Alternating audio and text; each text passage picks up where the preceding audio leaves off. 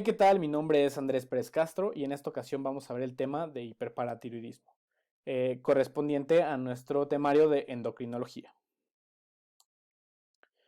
Para iniciar, vamos a repasar el contenido de esta presentación, la cual comenzaremos con una definición, la clasificación y la etiología del hiperparatiroidismo, para después ver las manifestaciones clínicas, el abordaje diagnóstico y el tratamiento de cada una de estas etiologías.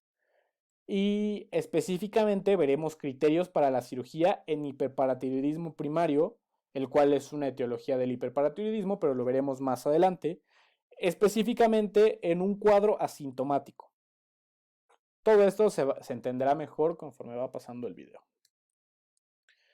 Para iniciar el tema, vamos a definir qué es el hiperparatiroidismo.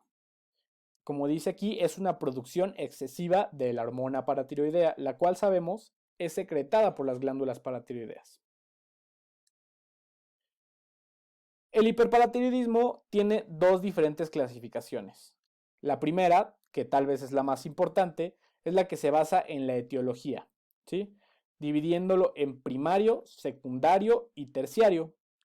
La segunda clasificación es la que lo separa en un cuadro sintomático y un cuadro asintomático.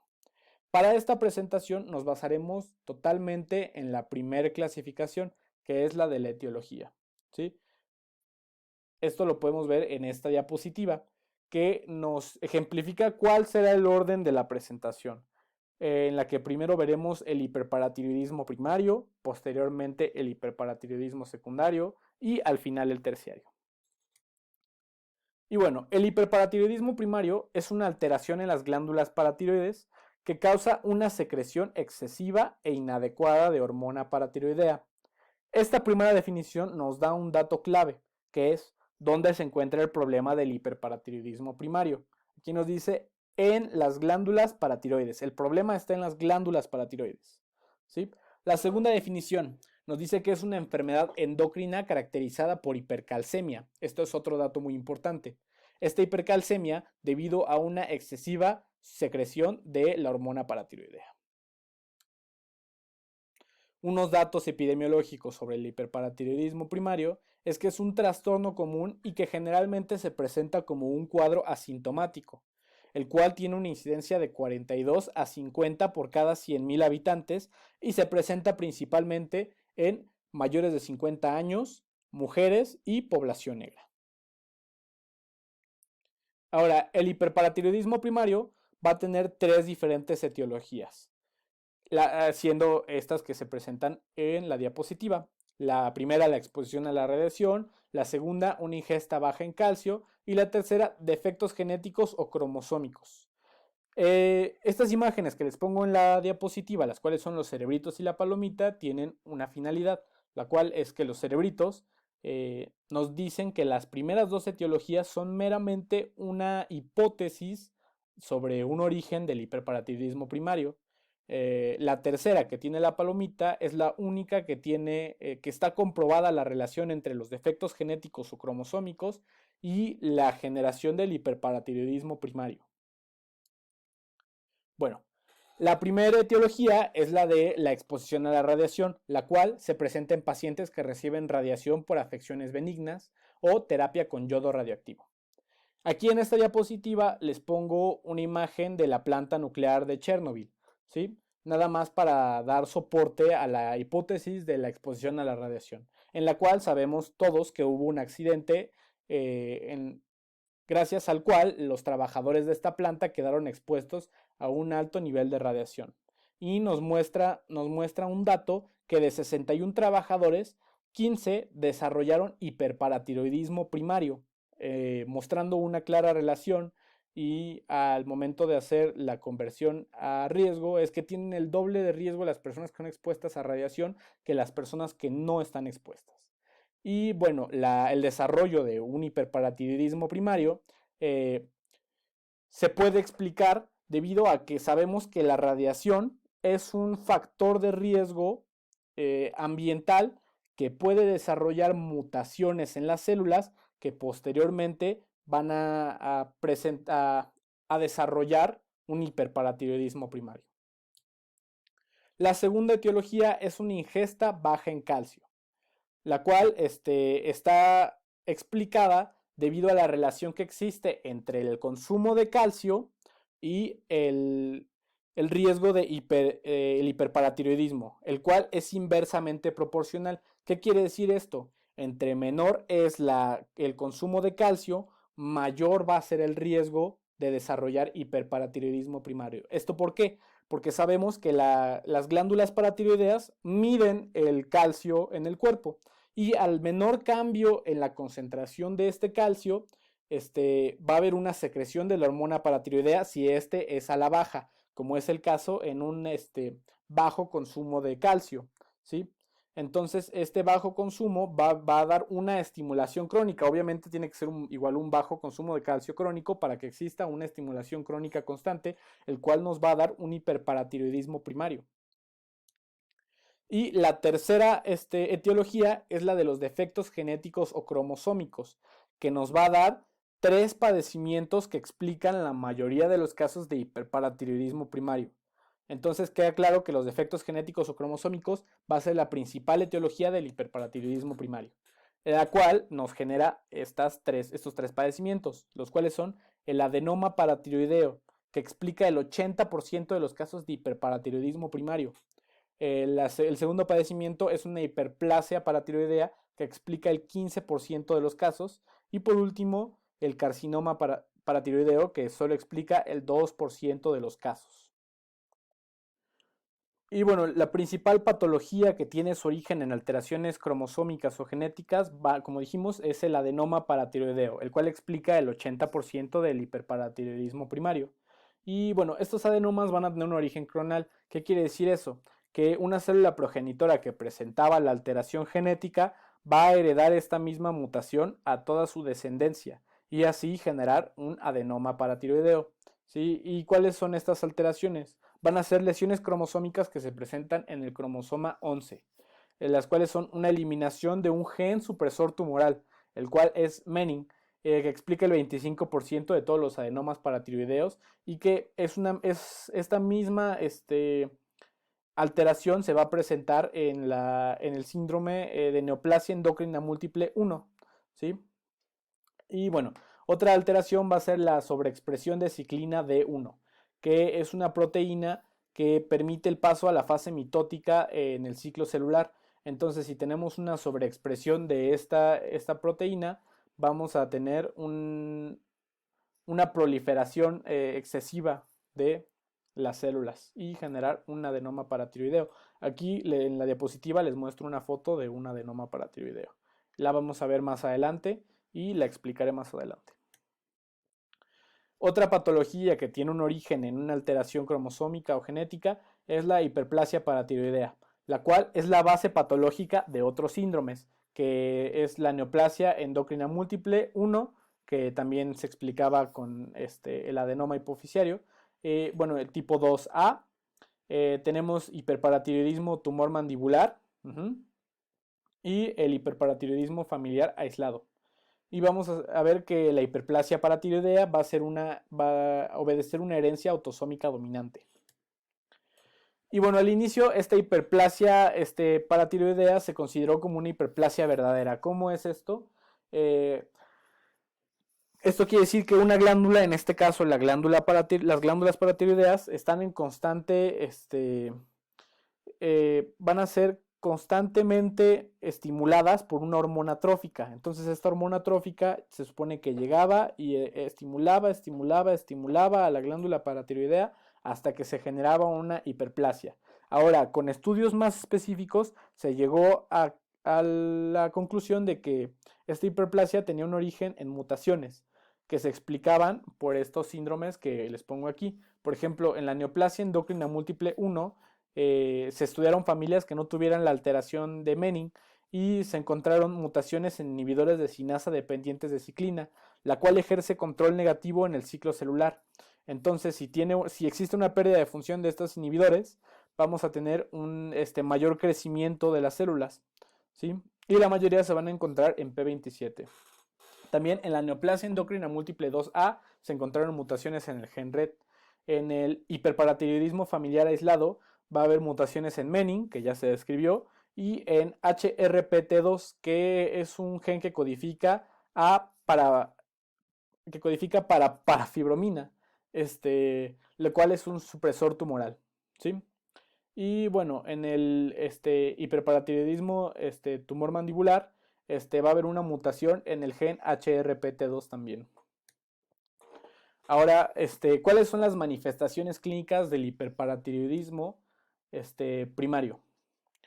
Y bueno, se va a presentar como uno de tres posibles cuadros clínicos, ¿sí? El cual va a ser asintomático, que se presenta principalmente en países desarrollados, un cuadro atípico que se divide a su vez en dos, que es en hiperparatiroidismo primario normocalcémico, y el otro que es crisis paratiroidea, que explico más adelante, y el tercer posible cuadro va a ser el cuadro clásico, que se presenta más en países en vías de desarrollo y que vamos a describir más a detalle.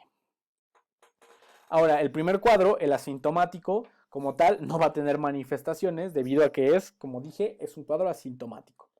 El 80% de estos cuadros, como no presenta manifestaciones, entonces, pues, ¿cómo lo vamos a encontrar? ¿Cómo va a llegar el paciente? Pues se va a diagnosticar al realizar una medición de calcio en suero que nos va a demostrar una hipercalcemia leve y que al buscar la causa vamos a ver una elevación en la hormona paratiroidea, ¿sí? Y el 30% va a desarrollar manifestaciones con el tiempo. Por eso es importante este tipo de cuadros, o sea, no simplemente porque no tiene manifestaciones no le vamos a prestar atención, porque posteriormente van a desarrollar manifestaciones. Y aquí les pongo una gráfica en donde se ve la evolución de la presentación del hiperparatiroidismo primario, como antes se presentaba más por nefrolitiasis o enfermedad en el hueso, ¿sí? Alteraciones óseas. Y posteriormente estas fueron disminuyendo y actualmente hay más casos asintomáticos que la presentación con otras manifestaciones que vamos a ver más adelante, que ya les adelanté un poco, nefrolitiasis y afecciones óseas. El siguiente cuadro, que son los cuadros atípicos, empezamos con el normocalcémico, que como su nombre lo dice, vamos a tener datos normales de calcio, pero con una PTH elevada. Y estos pacientes van a acudir a consulta por osteoporosis, fractura y baja densidad ósea. Que al momento de buscar el origen vamos a ver que tiene una PTH elevada. Otro cuadro atípico es la crisis paratiroidea, el cual es un cuadro extremadamente raro y se desconoce su mecanismo de aparición, pero como datos es que existe una hormona paratiroidea 20 veces arriba del nivel normal y una hipercalcemia severa de 15 miligramos sobre decilitro, el cual nos va a dar manifestaciones en el sistema nervioso central como coma o confusión, enfermedad ósea, bueno, esa es otra manifestación, enfermedad ósea, nefrolitiasis y algunas que pueden o no estar presentes como dolor abdominal intenso, náuseas, vómito, pancreatitis y úlcera péptica.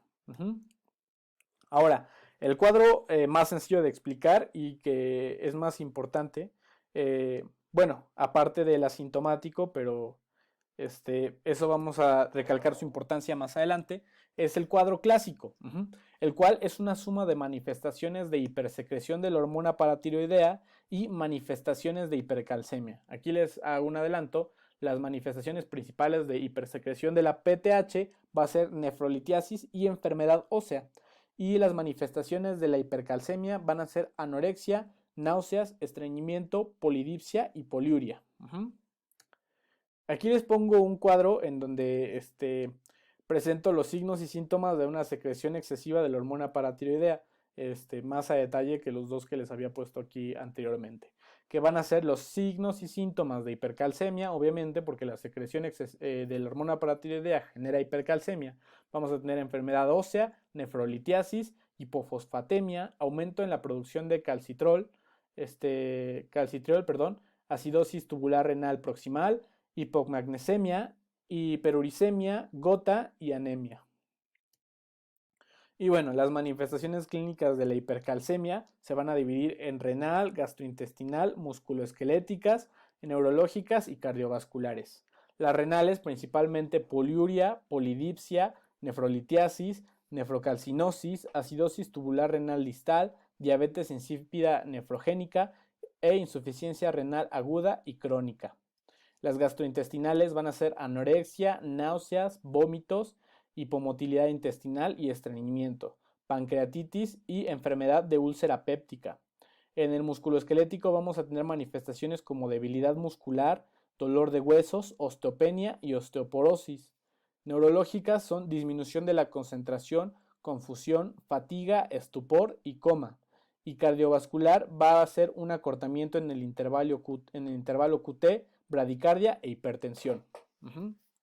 Ahora, van a decir, son un buen de manifestaciones. Aquí les tengo una mnemotecnia con la cual es más fácil identificar casos de hiperparatiroidismo primario en un cuadro sintomático clásico, el cual es bones, stones, abdominal moans and psychic groans, que son huesos, piedras, quejidos abdominales y mentales, que los explico más a detalle en las siguientes diapositivas.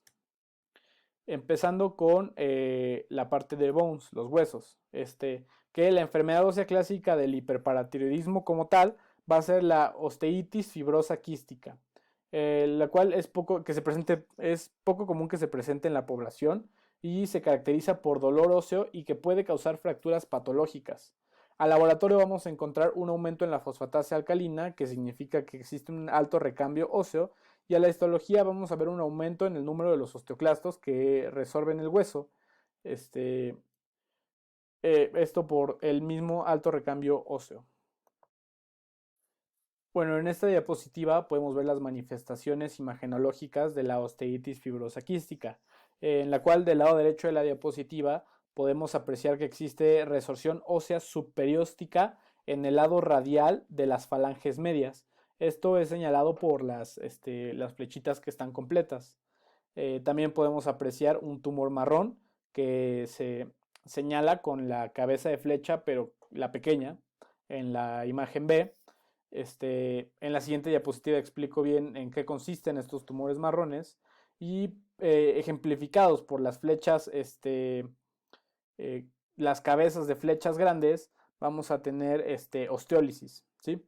Del lado izquierdo de la diapositiva podemos apreciar que existe estrechamiento de las clavículas distales. Y bueno, en esta imagen podemos apreciar del lado derecho una imagen comparativa entre dos radiografías de cráneo, en la cual la primera tiene un patrón de sal y pimienta, apariencia de sal y pimienta. En la segunda, en la B, ya no se encuentra este patrón debido a que es una comparación antes y después del tratamiento. Y bueno, del lado izquierdo vamos a ver una pelvis en la cual se encuentran los tumores marrones, los cuales son resultantes de la actividad excesiva de los osteoclastos, y van a consistir, están hechos de estos mismos osteoclastos entremezclados con tejido fibroso y hueso. Y bueno, otra manifestación ósea de la parte de bones en el hiperparatiroidismo primario clásico va a ser la osteoporosis, la cual es una reducción de la densidad mineral ósea y principalmente se va a presentar en este caso en huesos corticales, como podemos ver en la gráfica de abajo, que la parte lumbar de la columna vertebral es la más afectada. Y como datos están que la masa y la fuerza mecánica del hueso se van a mantener relativamente hablando. Ahora, en las manifestaciones renales, o bueno, más bien stones, van a ser la nefrolitiasis, que es la complicación más común del hiperparatiroidismo primario, que se presenta en el 20% de los casos, y principalmente se van a presentar litos de oxalato de calcio, ¿sí? Esta va a ser una indicación para la paratiroidectomía y por ello se va a observar una pérdida gradual de la función renal, como una disminución a menos de 60 mililitros por minuto de la filtración glomerular. Además vamos a tener que la hipercalcemia crónica va a alterar la capacidad de concentración renal, por lo cual el paciente presentará polidipsia y poliuria, que era de los principales síntomas que habíamos descrito anteriormente.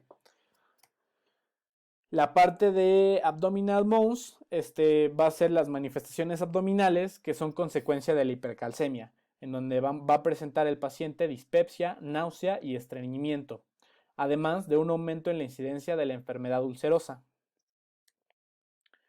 Y como las manifestaciones neuropsiquiátricas, vamos a tener letargo, depresión, psicosis, disminución de la interacción social y disfunción cognitiva. Por la hipercalcemia grave se puede presentar estupor o coma. Y bueno, para el diagnóstico vamos a tener que realizar pruebas, principalmente dos, que son el calcio sérico y la PTH sérica, por misma definición del hiperparatiroidismo primario, que son un aumento en ambas. También se puede necesitar calcio urinario de 24 horas y la medición en suero de 25 hidroxivitamina D. Además, podemos necesitar cuantificaciones de la densidad mineral ósea, de la función renal y radiografía simple de abdomen por la litiasis renal. Bueno, aquí les muestro una gráfica en donde en verde podemos ver el funcionamiento sigmoideo, o sea, el calcio, comportamiento del calcio con la PTH, ¿sí? Que como se describe es sigmoideo, que podemos ver en este punto que a concentraciones altas de PTH va a haber concentraciones bajas de calcio, ¿sí? Y lo contrario de este lado. Ajá, este es el rango normal. Y lo que nos importa ahorita es que en azul tenemos las concentraciones que se manejan en, en el hiperparatiroidismo primario, que son altas en ambas, ¿sí? Altas en ambas, altas en PTH y altas en calcio. Bueno, ahora para el diagnóstico ya les mencioné cuáles son las pruebas que vamos a necesitar realizar. Ahora, ¿cuál es el orden en que se tienen que realizar estas pruebas para poder llegar al diagnóstico? Para esto les presento este algoritmo, ¿sí? Que primero el paciente puede presentar hipercalcemia, entonces, por lo tanto, vamos a tener que medir la PTH y repetir la medición de calcio. Ahora tenemos tres posibles resultados: que existe hipercalcemia y una elevada PTH, y esto nos va a confirmar el diagnóstico de hiperparatiroidismo primario, por definición. Ahora, si existe una hipercalcemia pero con secreción baja de PTH, ¿sí? Que es menos de 20 picogramos sobre mililitro, es muy raro que vaya a ser hiperparatiroidismo primario. Entonces hay que evaluar por causas de hipercalcemia que no sean mediadas por PTH. El tercer caso, el tercer resultado más bien, va a ser que exista una hipercalcemia con PTH un poco arriba de los valores normales o normal, ¿sí? En este caso vamos a tener que comparar PTH con la hipercalcemia hipocalciúrica familiar, ¿sí?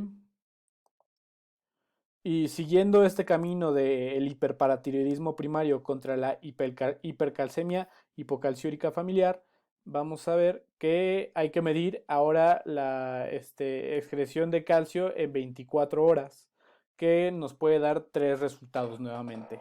Ahora, que sea normal, mayor a 100, pero menor a 200 a 300 miligramos al día, con una relación calcio-creatinina de 0.01 a 0.02. Puede ser hiperparatiroidismo primario con deficiencia de vitamina D o una ingesta baja de calcio. Pero puede ser, todavía puede ser la hipercalcemia hipocalciúrica familiar, perdón. Y bueno, entonces hay que, siguiendo este mismo camino, hay que medir la 25 hidroxivitamina D en suero, que puede salir normal, esto mayor a 20 nanogramos sobre mililitro, lo cual nos lleva a que puede ser probablemente este, eh, hiperparatiroidismo primario, pero todavía es posible que sea la hipercalcemia hipocalciúrica familiar. Entonces, para esto vamos a tener que establecer el diagnóstico con alguno de los siguientes criterios, que sea, hay que hacer un mapeo de la familia en busca de la hipercalcemia hipocalciúrica familiar, o hay que monitorear el calcio y la PTH sérica para ver si hay cambios en ella. O hay que secuenciar el receptor de calcio sérico en busca de la mutación de hipercalcemia hipocalciúrica familiar. Ahora, regresamos hasta acá. ¿Sí? Si la medición de la hidroxivitamina D 25 es baja, o sea, menor a 25 nanogramos, se tiene un diagnóstico diferencial de hiperparatiroidismo primario con deficiencia de vitamina D o de la hipercalcemia hipocalciúrica familiar. Para esto hay que repetir, hay que revalorar la excreción urinaria de calcio con la vitamina D normal, ¿sí?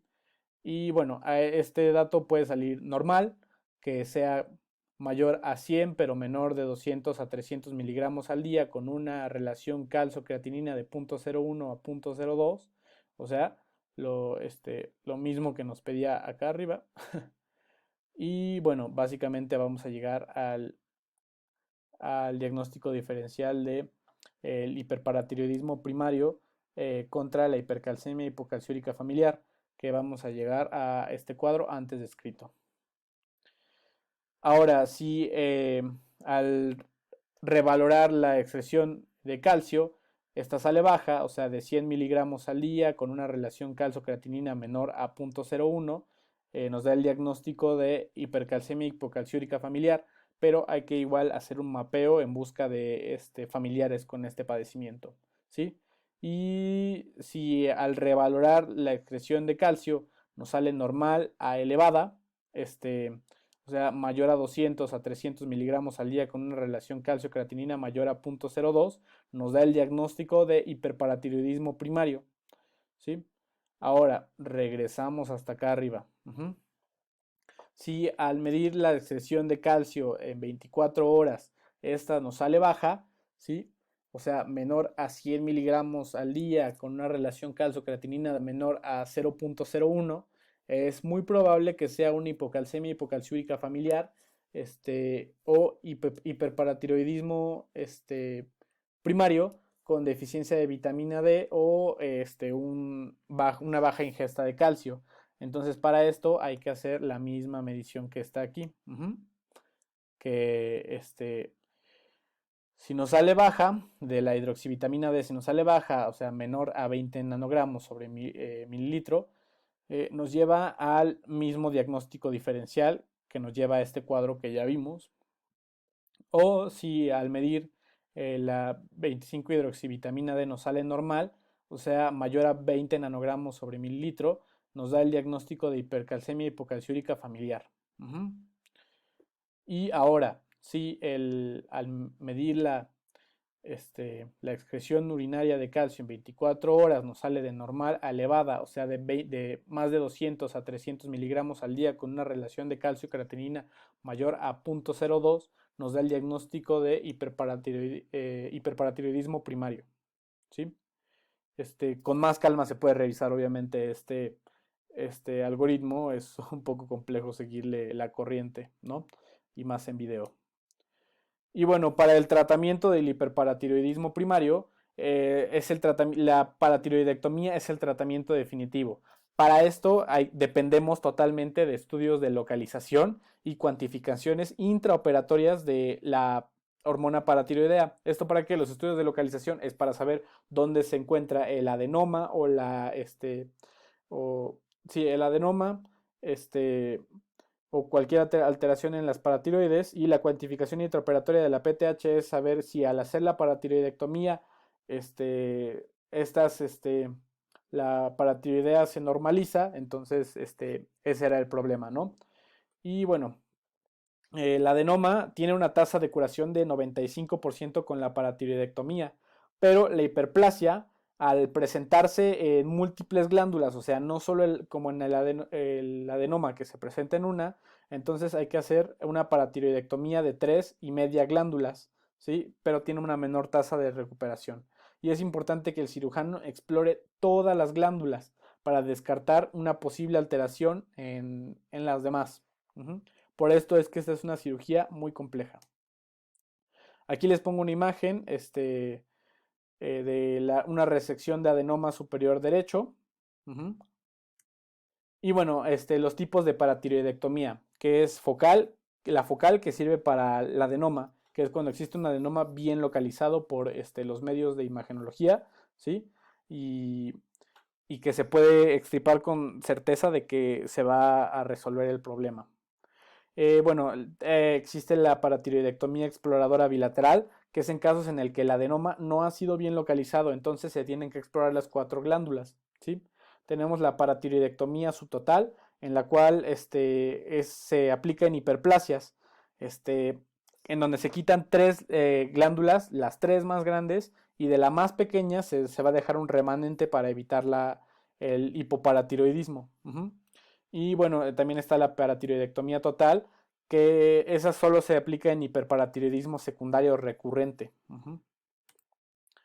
Y bueno, las complicaciones de esta intervención quirúrgica va a ser daño al nervio laríngeo recurrente, como podemos ver en la imagen, en donde se ejemplifica el triángulo de Simón, que está formado por la tráquea, la arteria tiroidea inferior y la arteria carotídea común, y en donde cruza el nervio laríngeo recurrente. Ujú.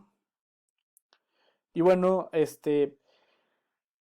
como había mencionado en el contenido de la presentación, hay que ver los criterios de cirugía en cuadros asintomáticos, porque habíamos mencionado que estos cuadros, aunque no presentan manifestaciones clínicas, con el paso del tiempo las presentarán, al menos la mayoría de estos cuadros, de estos pacientes. Entonces, aquí dice, ¿no? Con el tiempo, los asintomáticos pueden desarrollar un incremento modesto en el calcio y tendencias descendentes de la densidad mineral ósea. Entonces, nos dan estas recomendaciones para el tratamiento quirúrgico en un cuadro asintomático.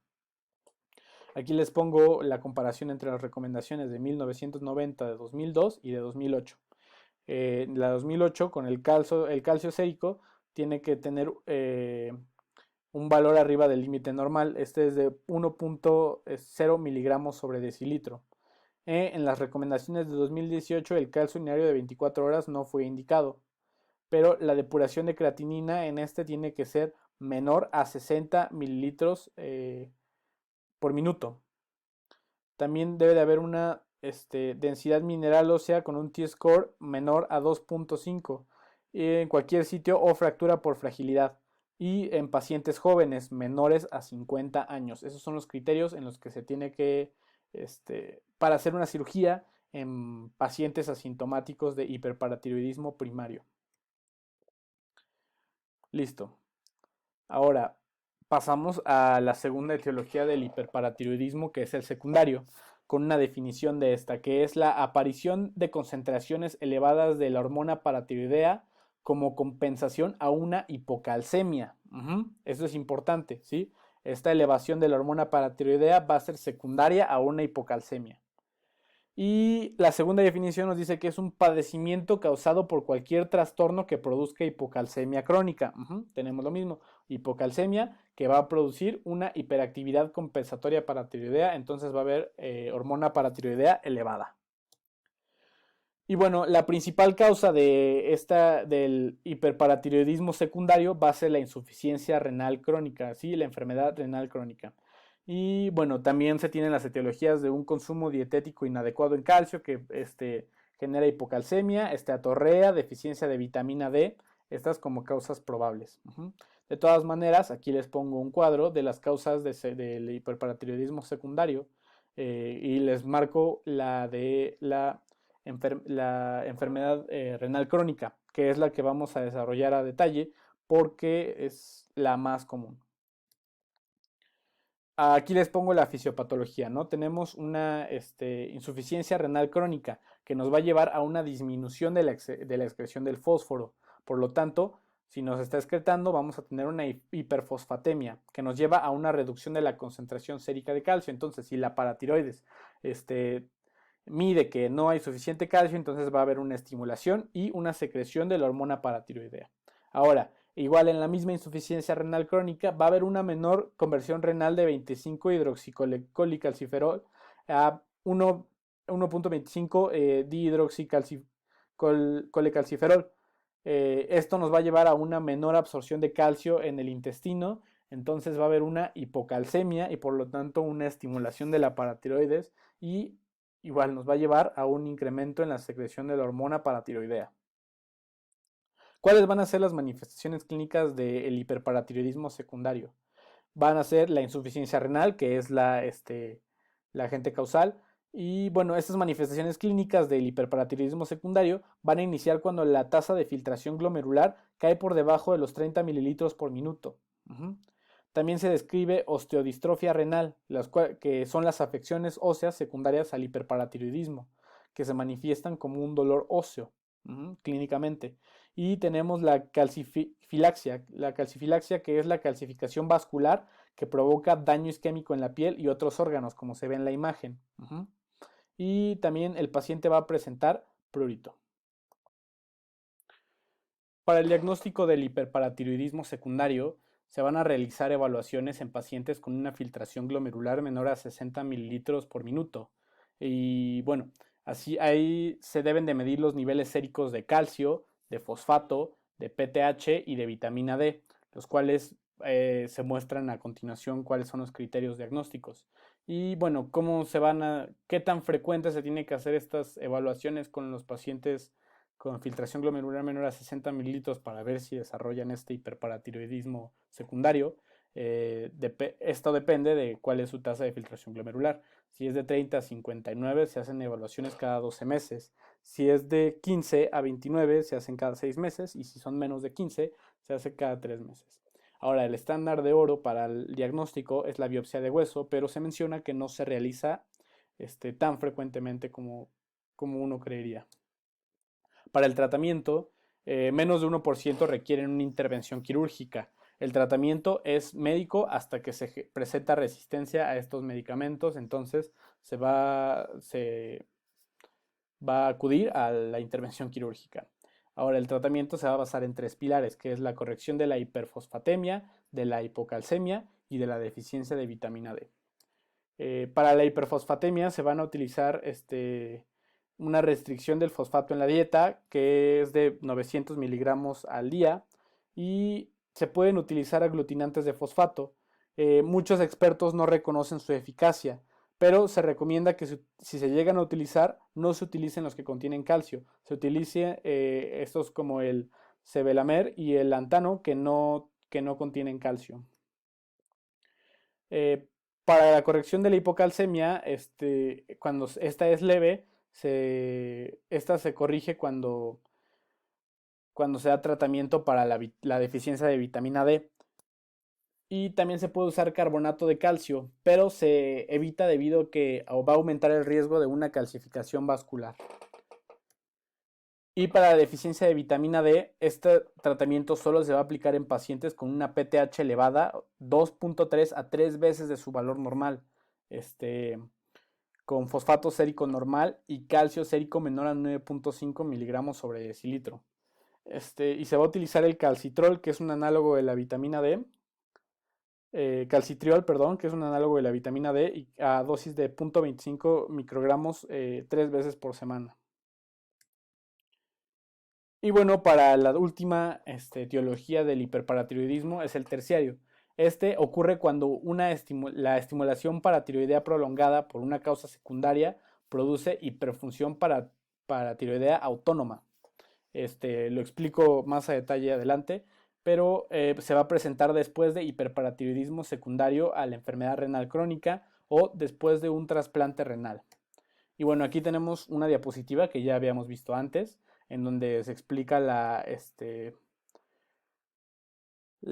fisiopatología de cómo la insuficiencia renal crónica va a llevarnos a un hiperparatiroidismo secundario. Pero ahora, esta estimulación constante de la paratiroides por una hipocalcemia debido a la enfermedad renal crónica nos va a llevar a una hiperplasia de la glándula paratiroidea. Entonces va a haber un funcionamiento autónomo de esta glándula paratiroidea con una hipersecreción de la hormona paratiroidea.